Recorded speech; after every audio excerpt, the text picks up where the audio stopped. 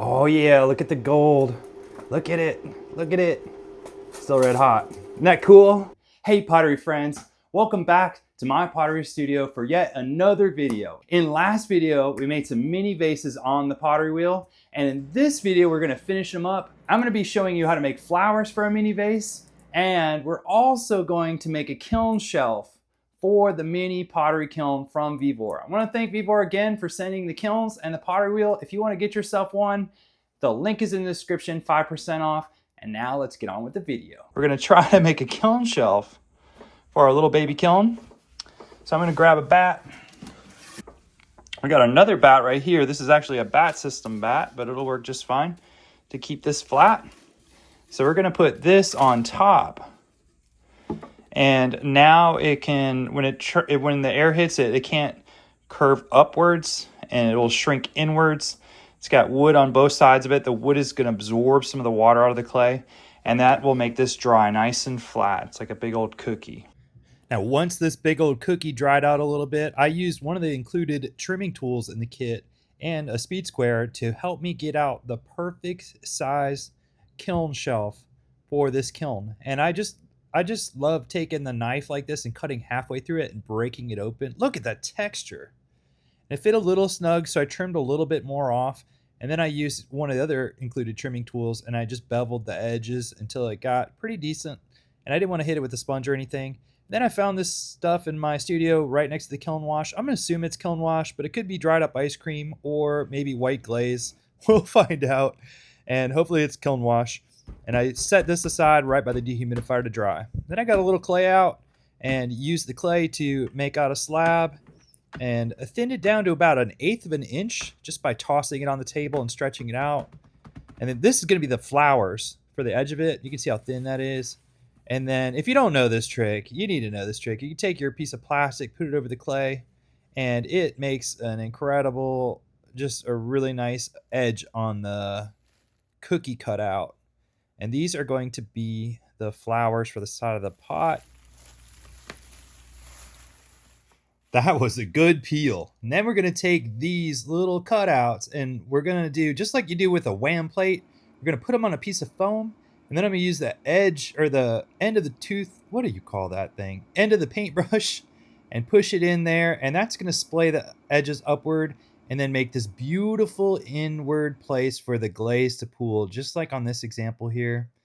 And I'm going to center this up, and I'm going to use, I just get the dollar store watercolor sets, and I use those to paint lines on there. Be careful of the black and the brown. On some of the brands of the watercolor, the black and the brown does stay, and it stains the clay a little bit, but the blue and all the other colors, they don't, and they'll burn away. I just use that watercolor to help me guide everything, get everything on the same level and plan everything out so it doesn't get super crooked when I put it on there. Works great, and it's honestly, I just love watercolor, and it's super fun, and it just gives me an excuse to paint.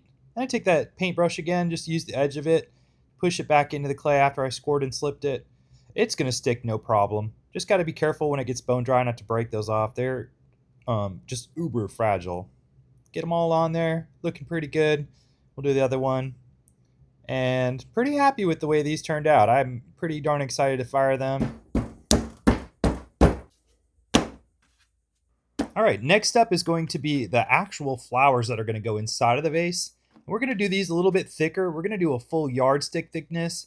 And the reason for the thicker amount of clay on these is because they're going to have an actual wire stuck in them, a piece of stainless steel TIG wire stuck in them. So they need to be a little bit thicker to hold the stem wire in place. And again, I'm going to use that plastic trick with the cookie cutter. It just makes the most beautiful curve on the edge and get that satisfying peel. And then we're going to use that wham plate method just like before to get the shape of the flowers. Now to make the hole in the flower, the actual hole in the flower, I like to use a piece of 3/32 stainless TIG wire. But if you don't have that, you can just use a 16-inch drill bit. And I put a little WD-40 on it. This keeps it from sticking. And I just put it in the side of the flower and I give it a little bit of wiggle in there.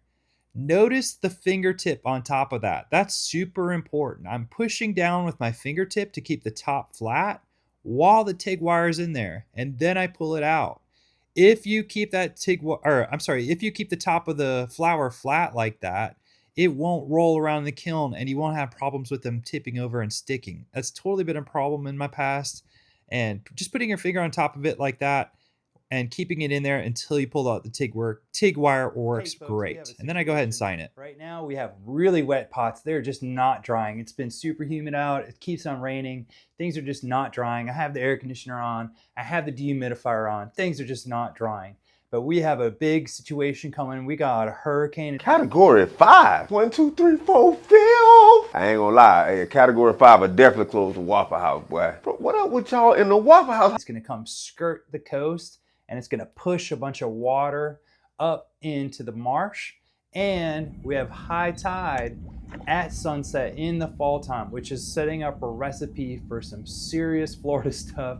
And we're gonna have what's called a flood tide, and I love flood tides. I'm so excited, and I want to get these pots fired so I can take the boat out tomorrow and hit up the flood tide for some fishing. So we're gonna have to do some seriously fast working here. We're gonna fire these pots. They're wet. They're wet. We're gonna do it. Should you do that? Heck no. Are we gonna do it? Yes. We also made our kiln shelf. It's still wet. We're gonna fire it. I'm firing it tonight. I wanna take the boat out after work tomorrow, after school tomorrow. We're going for it. We're putting them in the little kiln, in the little Vevor mini kiln. We're gonna fire it up. I'm gonna do that by just taking it up to about 60 degrees and 45 to 60 degrees. And I'm just gonna hold it there for like 3 hours and get all of the water out of these. Is it a good idea? Heck no. I give it like, 50-50, as they say. And wow, what a night fishing it was. I caught my personal best redfish on the fly. It was incredible, and I ended up in the water. Go follow me on Instagram if you want to hear the whole fish story. It was a night to remember. Best night fishing ever. All right, the kiln is 56 degrees now. We've got our preheat underway, and now I'm going to load it. Kiln is nice and warm in here. And I'm gonna put the post for a kiln shelf this way. Because our kiln shelf isn't fired yet, if I put them like this, when it shrank, it could tip over. I doubt that would happen, but we're just gonna put them like this just in case. One in the back like that. I don't think that would be a problem, but I'm gonna load all of our flowers onto this bottom part. Again, the kiln's already warm, so this should keep the elements from kicking on and blowing it up. Now that I'm looking at it, this is going to be right even with this element right here, and that could cause a problem. So I'm going to see if I can find a kiln shelf or something to just raise that up a little bit. Okay, so I can't raise this up at all because if I do, then our bottles won't fit. So we're going to live dangerously and put this right here, and I'm going to try to center it up as close as I can. So and we're going to load our bottles. Go. Oh, I'm excited. That one goes there. Can try to keep them away from the elements. And the last one. Now, right now, this kiln is already heated up. It's already at 57 degrees.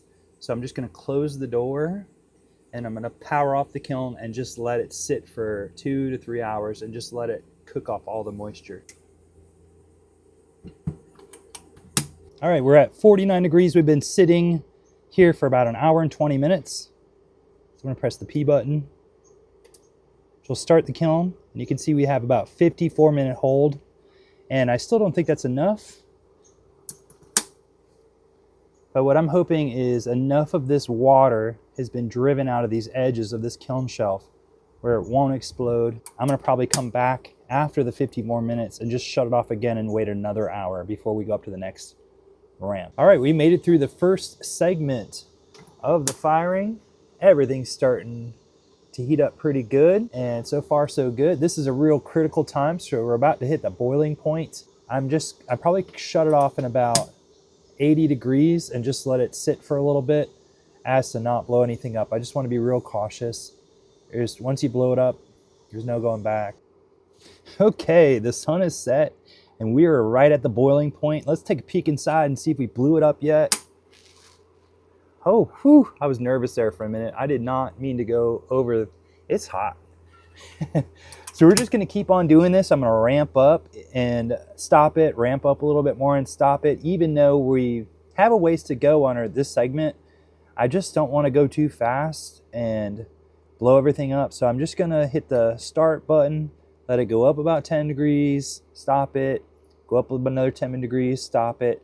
Just give it a little bit of time to catch up. I really don't want to blow up that shelf. It did take a while to make.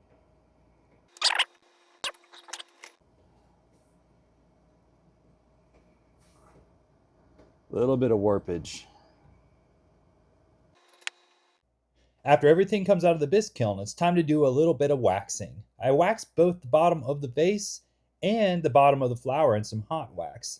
I give it a little dip in the hot wax, and then I use a sponge on a tweezers to just fill in that little hole. All right, this right here is just this most beautiful green Chartreuse green glaze that I mixed up. And I wish I was a better videographer. I don't think the video will ever capture how bright this glaze is. It's just absolutely insanely beautiful, just incredible, completely transparent. You can see right through it, just beautiful. So I'm gonna dip these in there. I got the wax holes covered up. I'm gonna dip my tweezers. This is just from my Cricut machine. I'm gonna dip those in the glaze first so that I don't get like a spot where it's unglazed on the flower there. I'm gonna just dip it right in, and the wax should resist it real nice. Just gonna give it a little shake right here so it doesn't get too deep in there. See how the resist just resisted the glaze, so that won't stick to the kiln.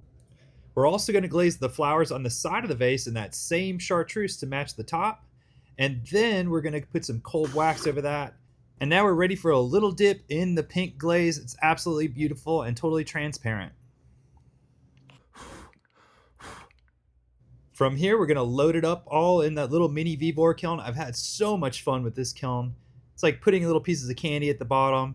We got a kiln shelf there. It's been going strong, working good, and we didn't quite have enough room for all the flowers, so in this kiln stilts they go. No problem. We got the cone in there, close her up, and we're ready to rip. Just about ready there. Give it a couple more minutes.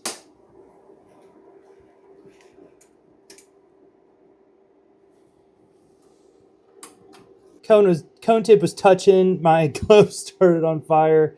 And it was really hot on my hand, so we're gonna shut her down. All right, looking pretty good. Let's see, did these things stick? Those did not stick. The color on here looks pretty good. Now, you can't really see the color all that well because of the lighting. It's kind of on the floor. I don't have the best lighting in here, but like the color I can just tell looks pretty good. It doesn't look that great on the camera. All right, now this one, I wish I would have put more of the Chartreuse on there. I think what happened was I originally was going to paint it all clear, then I wiped it back, and I think it still had some moisture in there, so it didn't absorb enough glaze. But the cone's about where I wanted it to be. These all look like they got about the right amount of glaze on them. I think the color looks pretty awesome. I'm pretty happy with this. So let's get it unloaded. Look at how much the kiln shelf shrunk. Look at that. It's about the perfect size now. Wow. Okay, let's get this unloaded. This kiln shelf, the kiln shelf warped the other direction now. That's very interesting. It was warped the other direction before. Wow, look at that. It's like candy.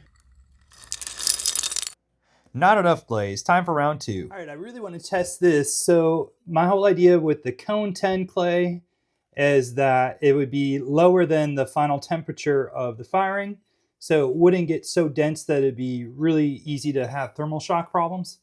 So I think this will be a good test of it, refiring it back up to cone 6, see if it cracks or anything from the thermal shock of it heating up.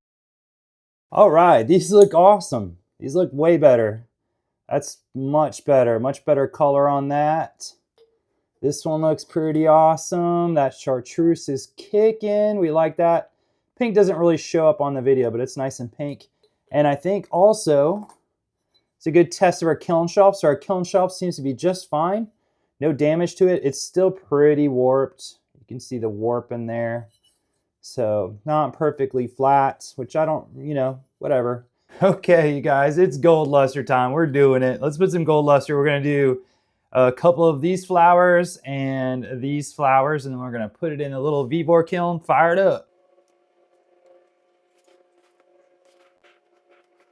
I think we're good. Had it set up Put that in there. We're gonna put the flowers right there. I don't want to touch these, so I'm gonna use my palette knife to load them onto the kiln shelf, and then I'm gonna carry the whole thing in there. There we go. Look at that. Whoop, scoop. Gotta try that again. You got a little inertia underneath there. Scoop. I have to bump it against one of the other ones. There we go. Scoop it on there, then we're gonna put the whole thing in the kiln. Here we go. Easy bake oven. I'm fired up to fired up. Here we go. We're gonna fire it to 680 degrees Celsius. I don't know about you guys, but I've always thought it was so cool that you can see the gold luster develop on the pots while they're still red hot in the kiln. Turn off the lights. We got a flashlight here. Oh yeah, look at the gold. Look at it, look at it. Still red hot. Isn't that cool? Check that out. All right, we're almost there. We're at 660, we're going to 680. The gold started. It's gonna look good. Sorry it's so dark in here, but I'm excited. Let's do this. Okay, this right here is 035 stainless, 308 stainless TIG wire. And this is what I make my stems out of. I really like how it has some movement to it. It's very flexible. It's very, you can move it all over the place, and it's beautiful. It doesn't rust because it's stainless. It's just a really nice wire to use. So let me show you how I do this real quick. So I just try to imagine where this would look good. Usually about an inch up the stem is, and by the time this is gonna get folded over, so it's gonna be a little lower than that. I found that if they're up too high, they could look kind of goofy, and if they're too low, they look goofy. About a half inch of space is good. So I'm gonna cut these right about here. You can always make them shorter later, but you can't make them longer. So sometimes it doesn't hurt to just make them a little longer. I get these all cut real quick. So here's how I do it. I take this little pliers. It's about a 1 pliers width, like that. And then I'm just gonna give this a bend. Sometimes I have to back it out. This one could use a little WD-40, but I'm just gonna give it a little extra bend on there. And they'll look good at different angles. You can try it out for size, but this is about the right angle that I like. And that's gonna get glued in there. Just like that. I have this super glue. I don't have a brand specific that I like. And this is a CA glue or super glue accelerator. And so I'm gonna put this on the stem. I'm gonna put the glue in the flower, and then when they match together, they're gonna dry instantly. So that seems to be the trick to do that. So I like to have a spare piece of TIG wire. Usually there's a little bit at the end that's just not long enough for a flower. So this is going to be my gluing stick, and I'm gonna put it over here on this glaze jar so I don't lose it. I'm gonna dip some of the glue in there, drop some of the glue in there. And if you can get it so it doesn't make an air bubble, which is near impossible, it'll just flow right in there, but almost always it gets an air bubble. So I just use my pusher rod and I push some of it in there. And I put a little bit more in there, push some more in there. This, I believe, is this the gel? I can't tell. The one that's a little bit runnier works better. This is all they had at the store though, so that's what I got. That little air bubble, I don't know if you saw that. You can see that. Yeah, you can see the air bubble. That's the problem. If you can get the air bubble not to form, just to get it to flow in there, it's way easier. But that was a good drip. I'll work that glue in there. Get a little spinny spin. All right, now we're gonna take the zap kicker and turn this sideways, dip it in the zap kicker. So that's now coated in the accelerator, and it'll bond instantly. I put that in there. And that'll bond instantly, just like that. And a lot of times I'll just put one more dab of glue on there. And it should be perfect. And it sets up instantly. And then we have our flower. And like I said, that one's too long. I don't like the way that looks, but you can always cut them shorter. We'll do a couple of the gold ones. Look at that gold the same way. I like this one a lot. Look at the surface on that. Look how beautiful that is. I think I put the gold on a little bit thick, but that made it get some interesting surfaces on the inside. I like that. All right, we're gonna do it the same way. Let it flow in there. Let the glue flow in there. Give it a little convincing with the TIG rod. That'll help it flow and pop that air bubble. Put one more in there. All right, then we're gonna dip our rod in the CA glue, or I'm sorry, the accelerator, and it should bond instantly. I'll pop that bubble. That's bonded on there. Let's see how that looks. Oh, that's gonna look so good with that. I'm gonna put a bunch of the clear ones with that too. I have the clear and the gold in there. Should be magnificent. If you stuck around to the end, you are amazing. You're my kind of people. I just want to say thank you. I appreciate all those likes, all those comments.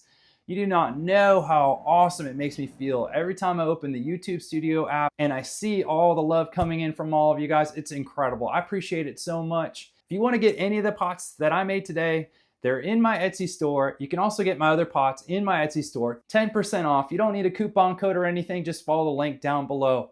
And I will see you in the next one.